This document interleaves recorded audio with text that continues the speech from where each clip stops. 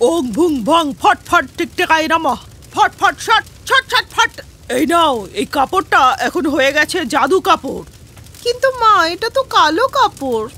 আরে বোকামি, এই কাপড়ে আমি কালো জাদু করেছি, তাই কাপড় তো কালোই হবে। আরে ওকে ক্ষমা করে দিন, ও বাচ্চা মানুষ তো। দিন দিন কাপড়টা আমার হাতে দিন। আমি বলছিলাম কি, এই কাপড়টা দিয়ে আমার কাজটা হবে তো, হয়ে যাবে তো? কি মায়ার কালো জাদুর ওপর সন্দেহ?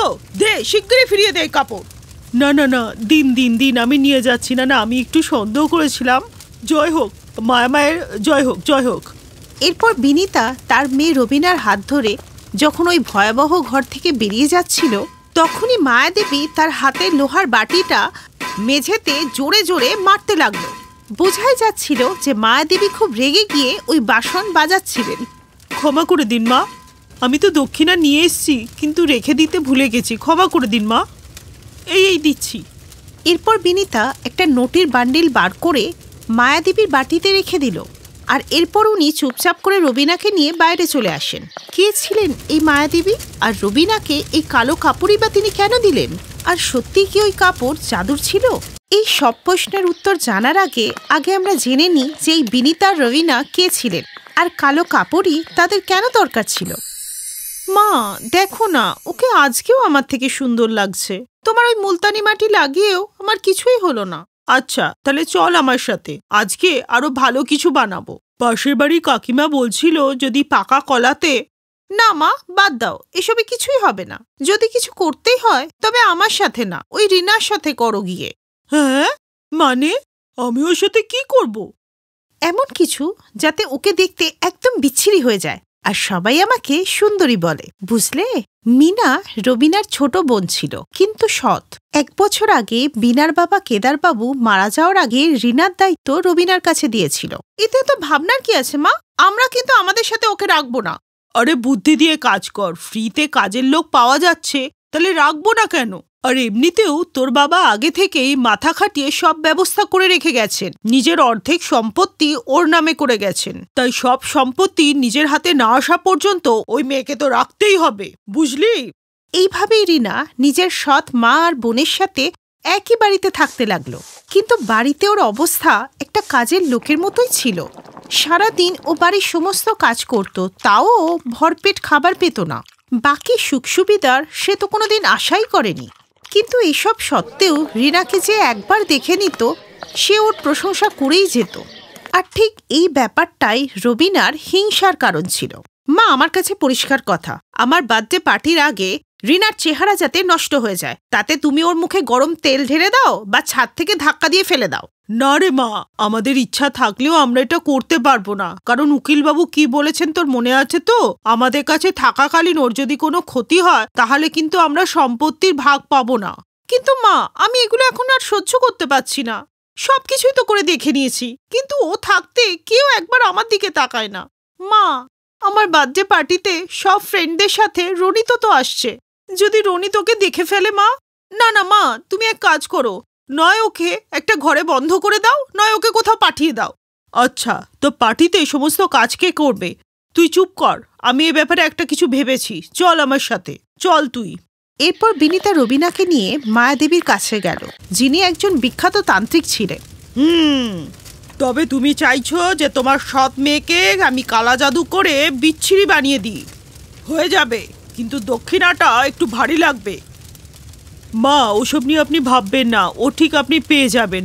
আপনি শুধু ওই মেয়েটার চেহারাটা বিচ্ছিরি বানিয়ে দিন, আর আমার মেয়ে রবিনাকে যেন সুন্দরী পুরীর মতো দেখতে লাগে এমন কিছু করে দিন, যাতে কেউ চোখ ফেরাতে না পারে।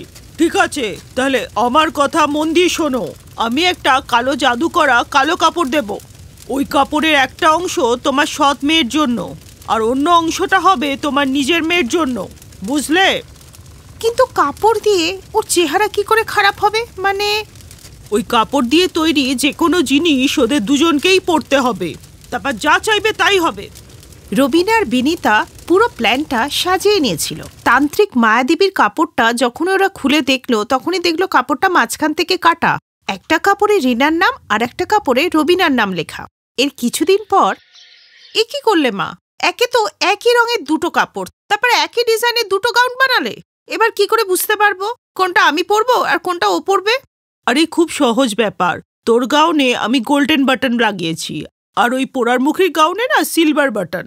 তাছাড়াও এই গাউনের ভেতরের দিকে তোমাদের দুজনের নাম লেখা ওই কাপড়ের টুকরোটাও রয়েছে। চল চল তাড়াতাড়ি করে ওর গাউনটাকে দিয়ে দিই, তারপর দেখবো দুই গাউনের চমৎকার। এরপর ওরা দুজনে রিনার কাছে পৌঁছালো ওই সিলভার বাটনের গাউনটা নিয়ে। রিনা, এই নে, মা তোর জন্য এই গাউনটা বানিয়েছে পার্টিতে পরার জন্য। না না দিদি, এটা তো খুব দামি মনে হচ্ছে, এটা তুমি পরো না, তোমাকে পরলে খুব ভালো লাগবে। আর জন্মদিন তো তোমার, আমি চাহক কিছু একটা পরে নেব। তুই কি কোনো কথা একবারে বুঝতে পারিস না? যেটা বলা হচ্ছে সেটা কর। জানি তোর অকাত নেই এত দামি গাউন পরার, কিন্তু আমাদের মনটা তো খুব দয়ালু, তাই তোকে এত দামি ড্রেস দিচ্ছি। কারণ পার্টিতে তুই খারাপ জামা কাপড় পরে ঘুরলে লোকেরা আমাদেরকেই খারাপ বলবে, তাই এটাই চুপচাপ পরে নে। রিনার ওই গাউন পরতে একটুও মন ছিল না, কারণ ও জানতো যে বিনিতা এটা মন থেকে ওর জন্য বানায়নি, কিন্তু তাও সে গাউনটা পরেই নিল। আর অন্যদিকে রবিনা আজকে খুব খুশি ছিল। আহা, আমার গোল্ডেন বাটন দেওয়া গাউন, এটা পরলে তো আমি পরীর মতো সুন্দরী হয়ে যাব, আর রনিত হবে আমার, আর ওই রিনাকে সবাই ঘৃণা করবে। সত্যি বলছি মাইরি, যা আনন্দ হচ্ছে না আমার। এই বলে রবিনা গাউন নিয়ে রেডি হতে চলে গেল। তারপর পার্টিতে, আরে রনিত বাবা, তুমি এসে গেছো? রবিনা তো কখন থেকে তোমার খোঁজ করছিল। হ্যাঁ হ্যাঁ, কিন্তু রবিনা কোথায় আন্টি? ও তো রেডি হচ্ছে। সত্যি আজকে ওকে না খুব সুন্দরী লাগছে।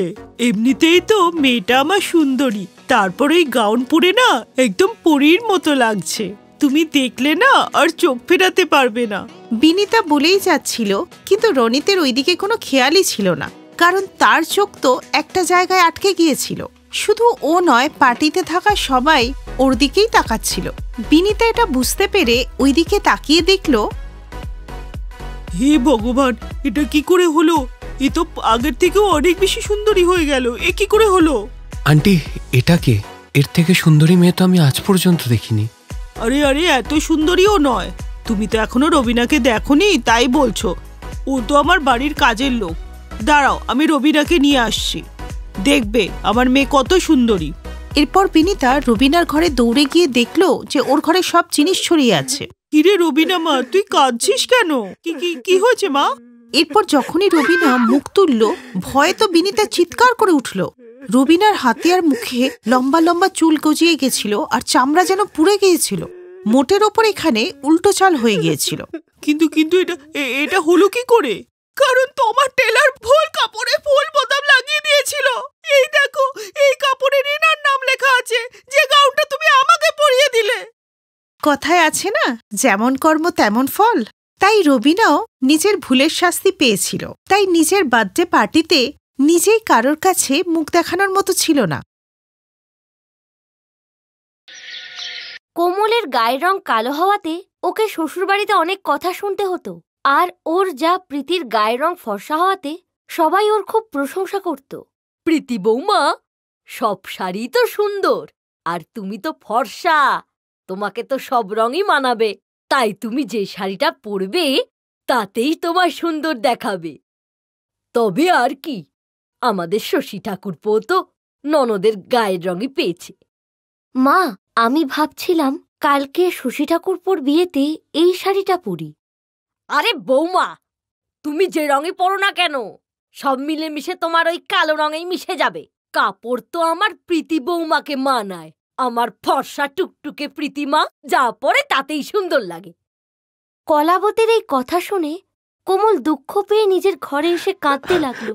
কলাবতী সবসময় তার দুই বৌমা প্রীতি এবং কোমলের মধ্যে তুলনা করত, আর এতে কোমল সবসময় দুঃখ পেত। যদি আমার গায়ের রং কালো হয় তাতে আমার কি দোষ? আমি কখনোই এই বাড়ির বউয়ের দায়িত্ব পালনের কোনো খামতি রাখিনি, কিন্তু তাও সবাই প্রীতি বৌদিকে সম্মান করে আর আমায় অসম্মান। পরের দিন সবাই বিয়ের অনুষ্ঠানে পৌঁছলো। প্রীতি বৌদি, আমার একটা হেল্প করবে? তুমি একটু দেখবে কোমল বৌদি যেন আমার বিয়ের কোনো অনুষ্ঠানে না থাকে, না হলে আমার বিয়ের সমস্ত ফটো আর ভিডিও যে খারাপ হয়ে যাবে। চিন্তা করো না ঠাকুরপো, আমি ওকে তোমার আশেপাশে ঘেঁচতেই দেব না। প্রীতি বৌদি, পিসিমা ঠাকুরপোর জন্য চন্দন পাঠিয়েছে, ঠাকুরপো যদি একটু পরে নিত প্রীতি বৌদি, আমাকে এক গ্লাস জল দেবে? কোমল, ঠাকুরপোর জন্য এক গ্লাস জল নিয়ে আসো তো। কোমলকে জল আনতে পাঠিয়ে প্রীতি বিয়ের সব অনুষ্ঠানের কাজ শেষ করে সব আত্মীয়দের সঙ্গে ছবি তুলতে লাগলো। কোমল জল নিয়ে এসে এসব দেখে খুব কষ্ট পেল। বলছিলাম কি, আমার পায়ে তো খুব ব্যথা, তাই আমি বরযাত্রীদের সঙ্গে পায়ে না হেঁটে গাড়ি করে যাব। কোমল চোখের জল লুকিয়ে গাড়িতে উঠে পড়ল। এখন তো কোমল এইসব ব্যাপার নিয়ে প্রতিদিনই দুঃখী থাকতো। এক সকালবেলায়, মা আমি একটু বাজার থেকে আসছি। বাজার যাওয়ার জন্য তো বেরিয়েই পড়েছি, কিন্তু বাড়ি ফিরে আবার সবার অপমান সহ্য করার মতো সাহস আর আমার নেই। কিছুই বুঝতে পারছি না কি করব। আরে সামনে ওটা কি লেখা? কালো রং থেকে মুক্তি পাও, ফর্সা হয়ে এখান থেকে যাও। এটা কি করে সম্ভব? দেখি তো গিয়ে একবার। এটা তো দেখছি আয়নার দোকান, সব দিকেই শুধু আয়না আর আয়না। এসো, মায়ার ঝুলিতে সব কিছু পাবে। বলছি যে বাইরে যেটা লিখেছেন ওটা কি সত্যি? কালো থেকে ফর্সা করে দেব তোমার কায়া, নাম আমার মায়া। তোমার কি কালো রং পছন্দ নয়? না না, আমার গায়ের রং নিয়ে আমার কোনো সমস্যা নেই, কিন্তু আমার শাশুড়ি মা আর যা আমাকে আমার গায়ের রং নিয়ে খুব কথা শোনায়, তাই আমি ফর্সা হতে চাই। আমাকে দয়া করে সাহায্য করুন। ঠিক আছে, তবে আমি তোমাকে জাদুর আয়নায় পাঠিয়ে দিচ্ছি। তবে একটা কথা মনে রেখো, এই আয়নার জাদু কিন্তু প্রত্যেক অমাবস্যা রাতে শেষ হয়ে যাবে, আর ওই রাতে যদি তোমায় কেউ দেখে নেয় তবে কিন্তু তুমি আর ফর্সা হতে পারবে না, সব সময়ের জন্য কালো হয়ে থাকবে। এই বলে মায়া কোমলকে ওই জাদুর দর্পণের মধ্যে পাঠিয়ে দিল। আর এর কিছুক্ষণ পরও যখন আবার কোমলকে ফিরিয়ে আনলো, তখন কোমলের গায়ের রং ফর্সা হয়ে গেল। কি, এটা আমি? আমার তো বিশ্বাসই হচ্ছে না যে আমি এত সুন্দরী হয়ে গিয়েছি। এখন আর আমাকে কেউ অপমান করতে পারবে না, আর শাশুড়ি মা আর যা তো আমার দিকে তাকিয়েই থাকবে। আপনাকে অশেষ ধন্যবাদ, আমি এই ঋণ কোনোদিনও শোধ করতে পারবো না। মায়ার জাদু দর্পণের সাহায্যে ফর্সা রং পেয়ে কোমল খুব খুশি ছিল, আর পাড়া প্রতিবেশীরা ওকে দেখে চমকে গিয়েছিল। আরে কলাবতীর ছেলের বউ কোমল না? আরে এত সুন্দর হলো কি করে? এর তো আগে গায়ের রং কালো ছিল। ব্যাপারটা যে কি হলো কিছুই তো বুঝতে পারলাম না। সত্যি বলেছ গো দিদি, এ তো দেখছি রূপোর মতো পরিষ্কার হয়ে গেল। দেখে তো মনে হচ্ছে কোনো জাদুটোনা করেছে। তবে যাই বলো, এর মতো সুন্দরী আর এলাকায় কেউ নেই। নমস্কার আন্টি, আমি কোমল, চিনতে পারছেন না? এত অবাক হয়ে দেখছেন কেন আমাকে? কোমল বাড়ির ভিতরে গেল। কি ব্যাপার ম্যাডাম, আপনি কাকে চান? এত সুন্দর মহিলাটি কি একবার দেখি তো। মা, আমি কোমল, চিনতে পারছেন না? কোমল, তুমি এত সুন্দর কিভাবে হলে? আর তোমার গায়ের রং এত ফর্সা কি করে হলো? তুমি কি বাজার থেকে পুনর্জন্ম নিয়ে এসেছো নাকি? কোমল, কোন জাদুকর তোমার এমন কালো চেহারা ফর্সা বানালো? আপনাদের আম খাওয়া নিয়ে কথা না গাছগোনা নিয়ে। আমার গায়ের রং যখন কালো ছিল তখনও আপনাদের সমস্যা ছিল, আজ আমার গায়ের রং যখন ফর্সা হলো এতেও আপনাদের সমস্যা। যাই হোক, আমি খুব ক্লান্ত, আমাকে বিরক্ত করবেন না। আর প্রীতি বৌদি, পোলাও রান্না করার সময় একটু মটর বেশি করে দিয়ে দিও তো। আর মা, আমার শাড়িটা একটু প্রেস করে দেবেন, আমাকে রাতে একটা পার্টি অ্যাটেন্ড করতে হবে। আরে, এ আমাদের কোমল বৌমাই তো, নাকি এর জায়গায় অন্য কেউ এসে গেল? যার গলা দিয়ে কোনো আওয়াজ বেরোতো না, সে আজ তার সপ্তকে গাইছে। আর বাইরে এত মানুষের ভিড় কেন? আপনাদের কি চাই? আমি শুনলাম আপনার বৌমা নাকি কালো থেকে ফর্সা হয়ে গেছে। আমাদেরও তো দেখাও যে তোমার বৌমা এমন কি জাদু করে কালো থেকে ফর্সা হলো। এখানে কোনো তামাশা হচ্ছে না, আপনারা এখান থেকে জানতো। পরিলোক থেকে কোনো পরি নেমে আসেনি যার জন্য আপনারা এখানে ভিড় করছেন। কারা ছিল মা? অনেকের আওয়াজ শুনতে পেলাম, আমার সঙ্গে দেখা করতে এসেছিল। পাড়া প্রতিবেশীরা দেখতে এসেছিল যে তুমি এমন কি করলে যাতে তুমি এমন ফর্সা হয়ে গেলে। ও, তাতে কি হয়েছে? ওদের আসতে বলতে পারতে। এমনিতেও কিছুক্ষণ পরে নিউজ চ্যানেল থেকে আমার ইন্টারভিউ নিতে আসবে। ম্যাম, হঠাৎ করে আপনি আপনার রূপ পরিবর্তনের কথা ভাবলেন কেন? ব্যাস, এক রঙে থাকতে থাকতে বোর হয়ে গিয়েছিলাম, তাই চেঞ্জ করে ফেললাম। আর তাছাড়া আপনার পরবর্তী প্ল্যান কি? আপনি কি মডেলিং এর ব্যাপারে কিছু ভাবছেন? হ্যাঁ, সুযোগ পেলে নিশ্চয়ই মডেলিং করব। কোমলের স্বভাবের এই পরিবর্তনে কলাবতী আর প্রীতি খুব বিরক্ত ছিল। সুবোধ মিসেস রয় তার ছেলের বিয়ের অ্যানিভার্সারির পার্টিতে আমাকে চিফ গেস্ট হিসেবে ইনভাইট করেছেন। তুমি যাবে তো? এখন এই মহারানী পার্টি অ্যাটেন্ড করবে আর আমি ঘরের কাজ করব? আমি কালী বাবা বাপের বাড়ি চলে যাব, নইলে এখানে আমাকে কাজ করে মারা পড়তে হবে। পরের দিন সকালে প্রীতি তার মায়ের শরীর খারাপের বাহানা দেখিয়ে সুজয়ের সঙ্গে তার বাপের বাড়িতে চলে গেল। আর সুবোধেরও বাইরে যাওয়ার ছিল। কোমল, প্রীতি বৌদি দাদার সঙ্গে মায়ের বাড়ি গেছে, আমিও কালকে বাড়ির বাইরে যাচ্ছি। তুমি কিন্তু মায়ের খেয়াল রাখবে। যাক, ভালোই হলো। সুবোধ অফিসের কাজে বাইরে চলে গেছে আর দাদা বৌদিও বাড়িতে নেই। আর আজ অমাবস্যার রাতে আমি আমার আগের রূপেই থাকবো। মা তো তাড়াতাড়ি ঘুমিয়ে পড়েন, উনি কিছুই জানতে পারবেন না। ব্যাস, কোনোভাবে এই রাতটা কেটে যাক। সবাই চলে গেল আর কোমল রাত হতেই নিজের ঘরে চলে এলো। যাক, ভালোই হয়েছে, মা তাড়াতাড়ি ঘুমিয়ে পড়েছেন। মনে হয় আমার আসল রংটা ফিরে আসছে। আমার হাতগুলো কালো হতে শুরু করেছে। মনে হচ্ছে জাদু দর্পণের ক্ষমতা আজ রাতে আর থাকবে না। তাই তো আমি আবার আমার পুরনো রূপেই ফিরে এসেছি। তবে এখন শুয়ে পড়ি, সকাল হতেই তো সব আবার ঠিক হয়ে যাবে। আরে, এ তো মায়ের গলা, কোনো বিপদ হলো না তো? মা, কি হলো মা? হে ভগবান, বুকে ব্যথা। কোমল বৌমা, মনে হচ্ছে মায়ের কিছু একটা হয়েছে। আমাকে তাড়াতাড়ি হাসপাতালে নিয়ে যেতেই হবে। কোমল কলাবতীকে নিয়ে তাড়াতাড়ি অটো করে হাসপাতালে পৌঁছল। কিছুক্ষণ পরে কলাবতী একটু সুস্থ হলো। কলাবতীকে হাসপাতালে নিয়ে আসার তাড়াহুড়োতে কোমল ভুলেই গিয়েছিল যে ওই দিন ছিল অমাবস্যার রাত, আর ও ছিল ওর আসল রূপে। কলাবতী ওর আসল রূপ দেখে নিলে কোমল কেঁদে ওকে সমস্ত ঘটনা জানায়।